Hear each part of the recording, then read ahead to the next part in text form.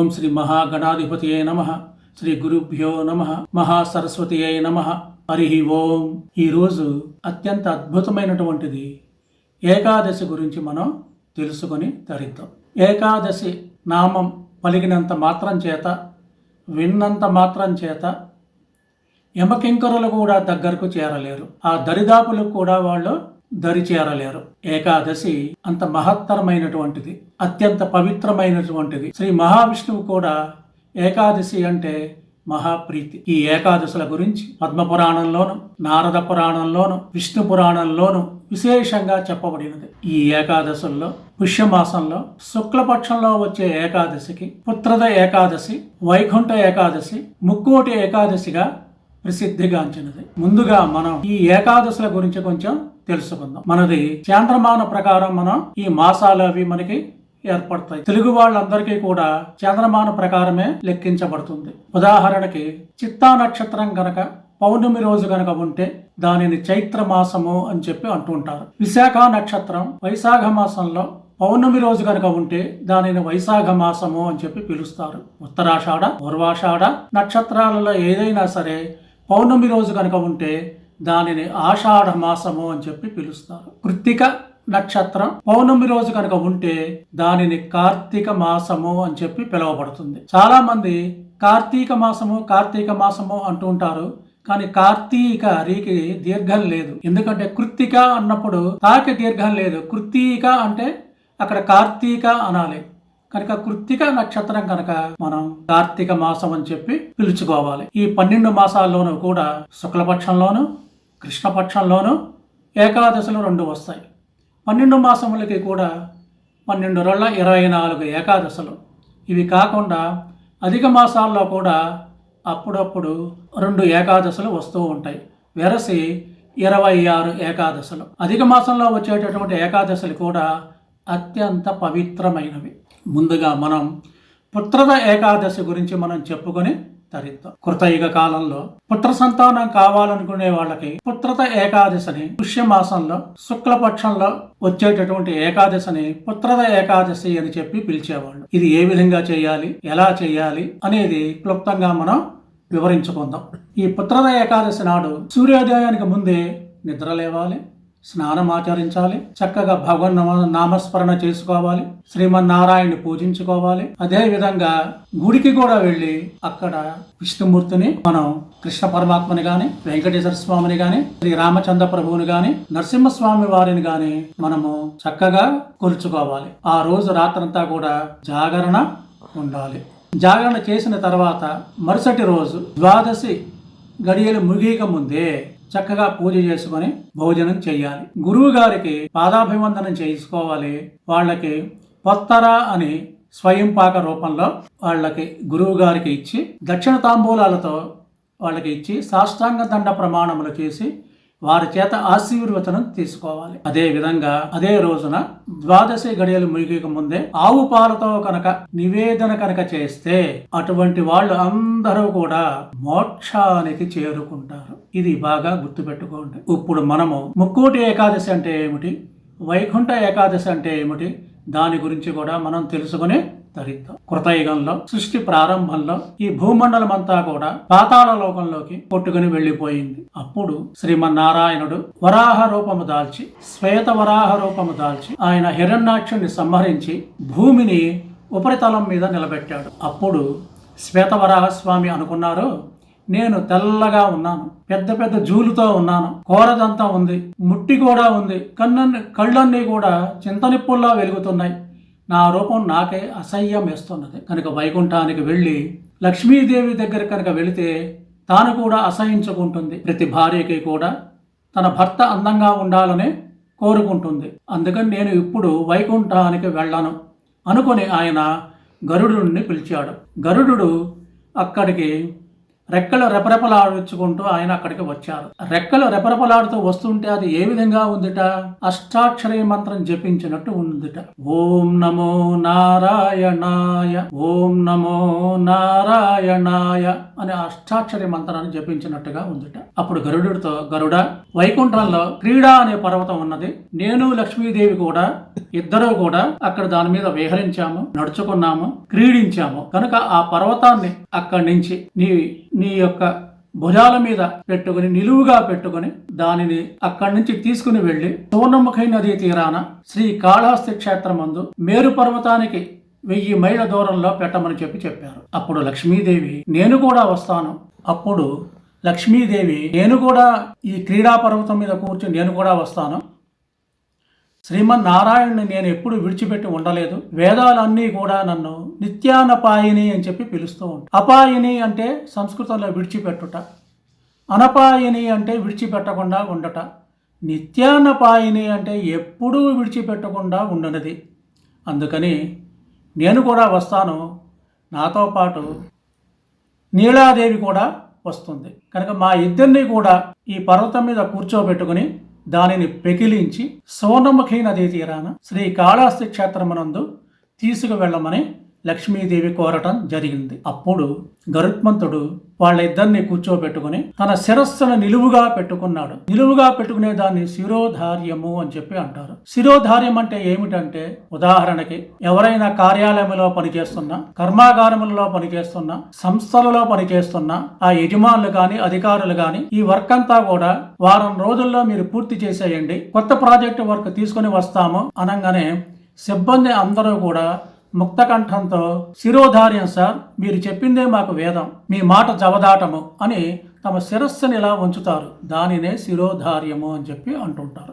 ఆ విధంగా క్రీడా అనే పర్వతాన్ని సోనముఖి నదీ తీరాన శ్రీ కాళహస్తి క్షేత్రమందు పెట్టడం జరిగింది.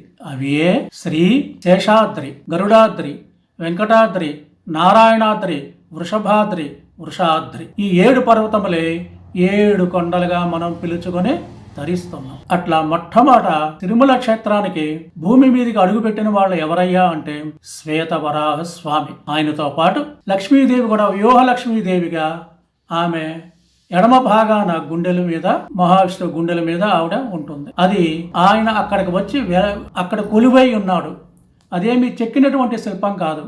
పుష్కరిణి ఎదురుగా శ్వేతవరాహస్వామి యొక్క మూర్తి మనకి కనిపిస్తుంది. ఆయన వెంకటాచలమందు ఆ విధంగా అడుగు పెట్టారు. ఇక్కడే ఒక తమాషా జరిగింది. మొట్టమొదటి మనువు కాలంలో, స్వయంభూ మనువు కాలంలో ఈ భూమిని పైకి ఎత్తి శ్వేతవరాహస్వామి పైన నిలబెట్టాడు గనక హిరణ్యాక్షుడనే రాక్షసుడిని సంహరించాడు. తర్వాత వాళ్ళ సోదరుడైనటువంటి హిరణ్యకశపుడు బ్రహ్మదేవుని గురించి గొప్ప తపస్సు చేశాడు. అనేక వరములు పొందాడు. ఆకాశంలో గాని, భూమి మీద గాని, జలాలలో గాని, వాయువు వల్ల గాని, దేవతల వల్ల గాని, మానవుల వల్ల గాని, మృగాల వల్ల గాని, దిక్పాలకుల వల్ల గాని, ఇంట గాని, బయట గాని, రాత్రి గాని, పగలు గాని ఎప్పుడూ కూడా నాకు మరణము ఉండకూడదు వీరి చేతిలో అని చెప్పి ఆయన కోరాడు. బ్రహ్మదేవుడు తదాస్తు అని చెప్పి అన్నాడు. దానితో ఆయన విజృంభించి 3 లోకాలను అల్లకల్లోలం చేసేసాడు. గోవుల్ని హింసించాడు. యజ్ఞ యాగాదులు జరగటం లేదు. విప్రులను బాధ పెడుతున్నాడు. అందువల్ల దేవతలకు ఆహారం వెళ్ళటం లేదు, హవిస్సులు వెళ్ళటం లేదు, హవ్య కవ్యములు వెళ్ళటం లేదు. అప్పుడు వారందరూ కూడా బక్క చిక్కి వాళ్ళు భూమి మీదకి వచ్చారు. నారద మహర్షుల వారు ఆ దేవతల దగ్గరికి వెళ్ళి వారితో అన్నారు, మీ కష్టాలన్నీ తొలగిపోవటానికి పుష్యమాసంలో శుక్లపక్షంలో వచ్చేటటువంటి ఏకాదశి రోజున శ్రీ మహావిష్ణువు వైకుంఠమునికి వెళ్ళి, భూలోక వైకుంఠముగా పిలువబడుతున్నది అక్కడికి వెంకటాచలమందు ఉంది. అక్కడ ఆయన ఏకాదశి రోజున ఉత్తర ద్వారం గుండా దర్శనమిస్తాడు. మీ దేవతలందరూ కూడా ఆ రోజు అర్ధరాత్రి 12 గంటలకి వెంకటాచలమునందు ఉన్నటువంటి విష్ణుమూర్తి దగ్గరికి వెళ్ళి ఉత్తర ద్వారం గుండా కనుక వెళితే మీ అనుకున్న కోరికలన్నీ ఆయన తీర్చేస్తాడు అని చెప్పగానే వాళ్ళందరూ కూడా ఏకాదశి రోజున పుష్యమాసంలో వెంకటాచలం దగ్గరకు వెళ్ళి ఉత్తర ద్వారం గుండా శ్రీ మహావిష్ణువుని దర్శించుకున్నారు. అప్పుడు ఆయన అభయం ఇచ్చారు, మీరు పోగొట్టుకున్నటువంటి రాజ్యాలన్నీ కూడా మీకు తిరిగి వచ్చేస్తుంది, మీరు సౌభాగ్యవంతులుగా ఉంటారు, ధనధాన్యాలన్నీ కూడా మీకు వస్తాయి, రాక్షస సంహారం కూడా నేను జరుపుతాను, హిరణ్యకశిపుని నేను సంహరిస్తాను అని చెప్పి మాట ఇచ్చాడు. అప్పుడు నరసింహావతారం ఎత్తి శ్రీ మహావిష్ణువు హిరణ్యకశిపుని సంహరించటం జరిగింది. ఆ విధంగా ఉత్తర ద్వారం గుండా దేవతలకు మొట్టమొదట ఆయన దర్శనం ఇచ్చాడు. కనుక మనమందరం ఏమి చేయాలి అంటే, పుష్యమాసంలో ఏకాదశి రోజున వేకువజామునే నిద్ర లేవాలి. సముద్ర జలాల్లో కానీ, నదుల్లో కానీ, పుష్కరిణిలో కానీ సంకల్పం చెప్పుకొని స్నానాదులు ముగించుకోవాలి.